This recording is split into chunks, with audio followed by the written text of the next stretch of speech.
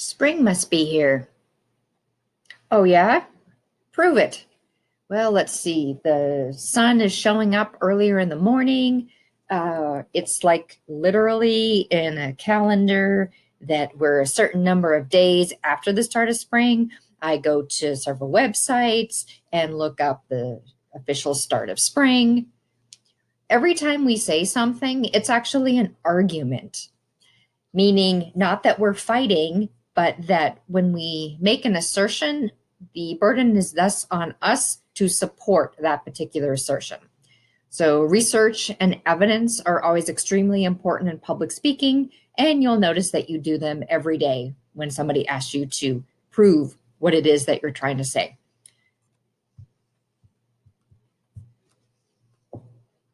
So we're going to talk about four things. We're going to talk about types of research and evidence. We're going to talk about the importance of looking something up, like why is this research and evidence important, and why is it important that you're doing your research and evidence gathering ethically. We're going to talk about the importance of valid sources, and there's something called the CRAP test. And we're going to talk about one of my favorite things when it comes to research and evidence, something called logical fallacies. So we've already been introduced to the 5 types of research and evidence: testimony, narratives, examples, facts, and statistics. So you know what those are from your reading and from previous discussions and lectures. So we're actually now going to then start talking about looking it up. Don't just take things on face value. When you're giving a presentation, the importance of vetting your sources and the importance of performing your due diligence to actually make sure that you're providing information to your audience ethically when you're supporting your assertions. So one way that you can do this is something called the CRAP test. So like the word CRAP with 2 A's. So the first 3, CRA, is currency, relevance, and authority. So currency, how timely is this information? You're on a website and you see that there's some type of date on it, or you're looking at a book from 1965 and it says someday people will land on the moon. Well, maybe that's not the most current resource you want to use for that particular research. So relevance, the importance of the information for your needs. Sometimes a fun fact is not so much a lot of fun if there's no relevance to it. Sometimes when people say, I'm going to start my presentation with a joke, it kind of reminds me of the CRAP test because there's no relevance to just starting with a joke. Sorry for all you folks who love to start presentations with a joke, but that's actually not a good way to start. Authority, what's the source of the information? So if you go and look at a journal article, and that journal article was written by a communication scholar, and that article is talking about communication, one way that you could tell then that there's a possible authority on that. Accuracy. So how reliable is it? How truthful is it? How correct is the content? We know from facts, with the definition of facts and how to discern facts from other types of research and evidence also falls under this whole idea of accuracy. Purpose, the reason the information exists. So I'm going to show you a link at some point to take you into some library guides from the college. Logical fallacies. Okay, these are really fun, and we're going to connect all of these logical fallacies to ice cream. That's why these ice cream cones are on these slides. So there's more information about logical fallacies on page 336 of your textbook, providing that you have the most recent edition of the book we're using. It's on page 336. So a fallacy is an error in reasoning. Another definition is it's an argument based on a false reference. These are things that kind of at face value seem like, well, they could be true, but is actually an error in reasoning and argument based on a false reference. You might have run into logical fallacies in a philosophy class. Post hoc ergo propter hoc. Drownings increase during the summer. Ice cream sales increase during the summer. Therefore, ice cream sales contribute to the increase in drownings.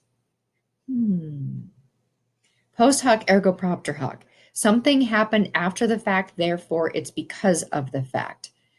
Sometimes people would call this maybe a false correlation.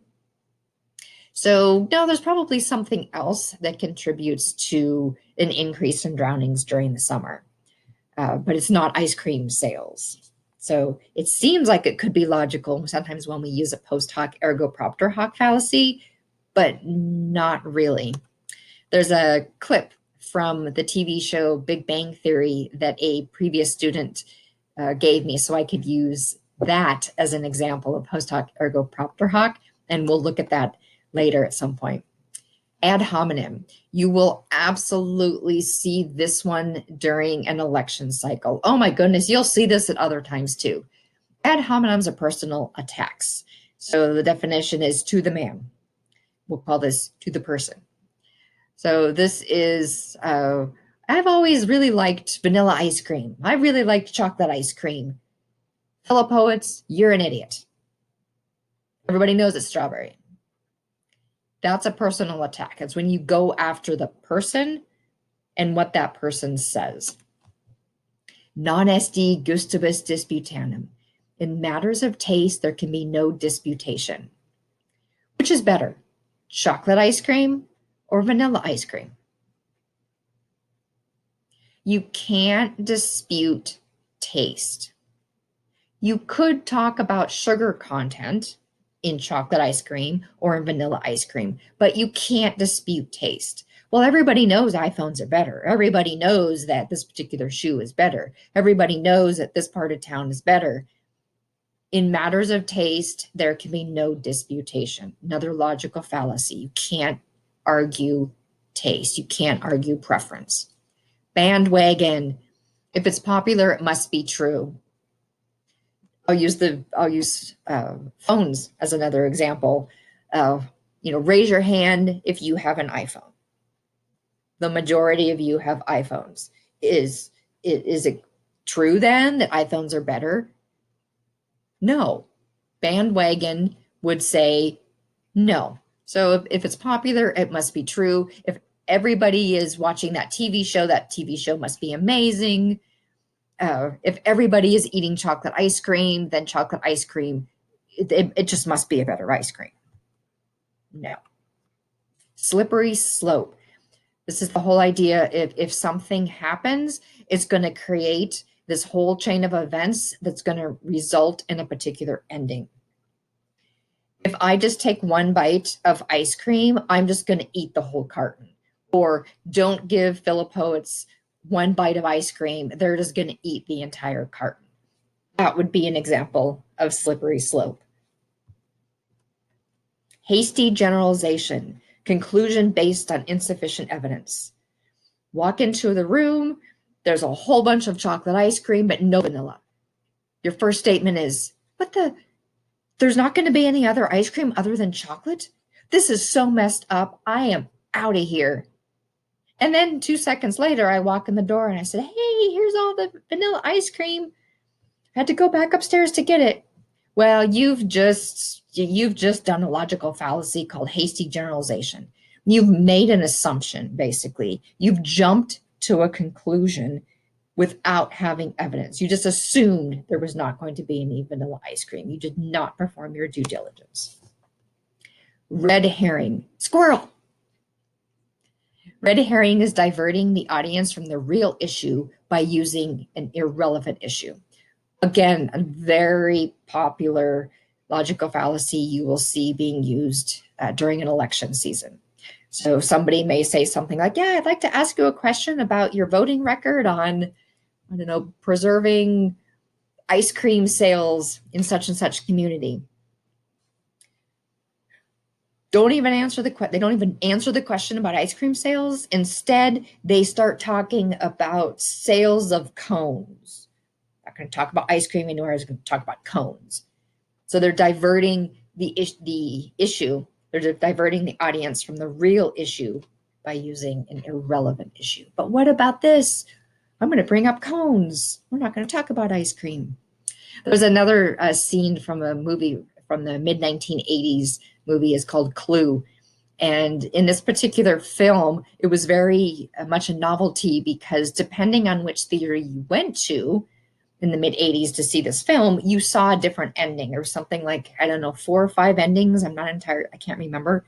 Uh, but there's one particular ending where they talk about a red herring. And so, I'll provide that link to you as well. All right, so we talked about the types of research and evidence, or rather, we, recalled our conversation about types of research and evidence. Talked about the importance of looking it up.